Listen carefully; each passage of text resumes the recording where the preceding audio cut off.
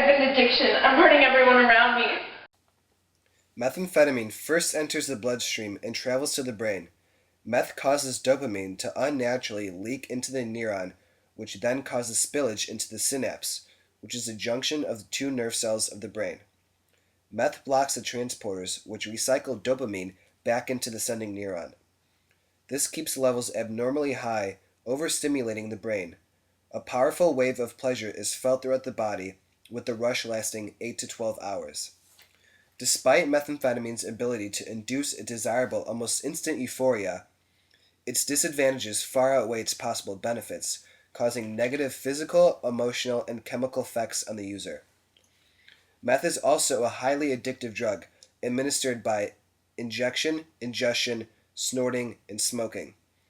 On the street, the drug is often named crystal, crank, or speed. In this episode of True Life, we will follow the addiction of two women and their rough road to recovery.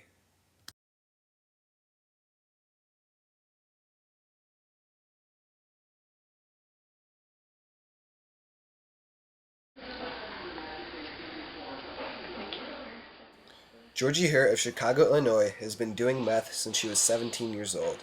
Now 20, she's on the mission to finally cut the drug out of her life after the birth of her first child. She will now be faced with all the struggles of a single mother. Will her new baby girl give her the motivation she's been missing this whole time? Or will she go over the edge and lose it all?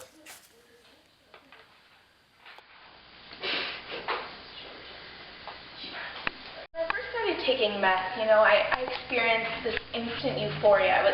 I was confident, I was full of energy, it was everything, anybody wanted to feel. But after a little while, I started to experience insomnia and anxiety, and I was always nervous. I sometimes even got violent. And, after my body got used to it, and I would feel the need to take more and more and more, and I was so addicted to it, and I don't know when to stop.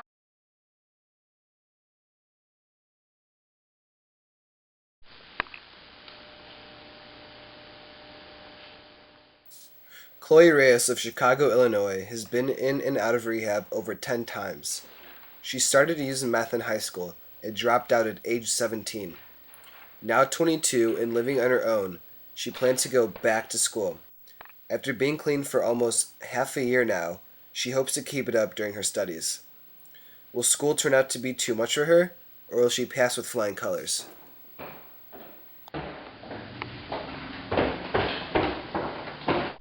Now that I've become a chronic user of meth, my doctor said that I'm going to develop meth mouth and my teeth are going to start decaying.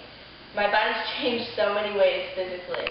Right now I have increased blood pressure and my heart rate's increased also. And I usually object, but because I've been smoking recently, my lungs are damaged. After a year of following Georgie and Chloe, we've witnessed their highs and lows. Let's see how far they've come.